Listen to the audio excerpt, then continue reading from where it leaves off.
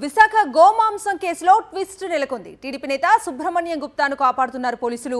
గోమాంసం పట్టుబడ్డ godown యజమాని TDP నేత కావడంతో కేసు పెట్టడం లేదు. నిందితుల జాబితాలో సుబ్రహ్మణ్యం గుప్తా పేరు చేర్చలేదు. గోమాంసం కేసులో ఇప్పటివరకు 3 అరెస్ట్ అయ్యారు. కోర్టు ఆదేశాలతో 189 టన్నుల గోమాంసం పూడ్చివేయనున్నారు. నవంబర్ 2న విశాఖ శివార్లోని శ్రీమిత్ర ఏజెన్సీస్ కోల్డ్ స్టోరేజ్లో గోమాంసం పట్టుబడింది. విశాఖ గోమాంసం కేసులో ట్విస్ట్ నెలకొంది. టీడీపీ నేత సుబ్రహ్మణ్యం గుప్తాను కాపాడుతున్నారు పోలీసులు. ఇదే అంశానికి సంబంధించి పూర్తి డీటెయిల్స్ అందించడానికి వైజాగ్ నుంచి మా ప్రతినిధి అనిల్ లైవ్ లో జాయిన్ అవుతున్నారు. అనిల్, కవిత, దేశవ్యాప్తంగా సంచలనం సృష్టించినటువంటి గోమాంసం అక్రమ రవాణా కేసుకు సంబంధించి పోలీసులు పక్షపాతంతో వ్యవహరిస్తున్నారనేది స్పష్టంగా అర్థమవుతోంది. ఏదైతే శ్రీమిత్ర కోల్డ్ స్టోరేజ్ గోడౌన్ ఉందో ఆ గోడౌన్ టీడీపీ నేతకు సంబంధించింది. బాపట్ల ఎమ్మెల్యేకు అత్యంత సన్నిహితులైనటువంటి సుబ్రహ్మణ్యం గుప్తానే దానికి ఓనర్గా ఉన్నారు.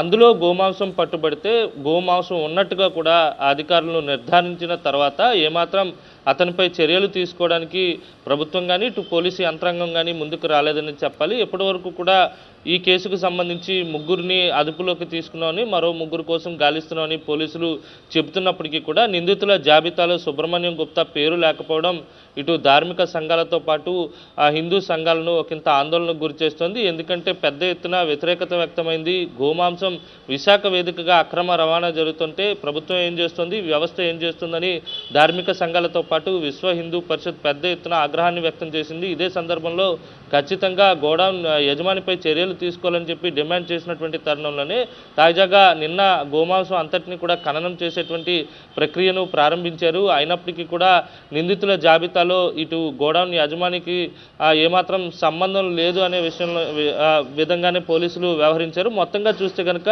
టీడీపీ నేతలు అలాగే ప్రభుత్వ ఒత్తిడితోనే సుబ్రహ్మణ్యం గుప్తాని పోలీసులు కాపాడేటువంటి ప్రయత్నం చేస్తున్నారనేది మరోసారి తేటతెల్లమైంది. ఏదేమైనప్పటికీ కూడా ఇప్పటికైనా మించిపోయింది లేదు. నిందితుల జాబితాలో సుబ్రహ్మణ్యం గుప్తా పేరుని చేర్చాలని పెద్ద ఎత్తున డిమాండ్స్ వినిపిస్తున్నాయి. కవిత.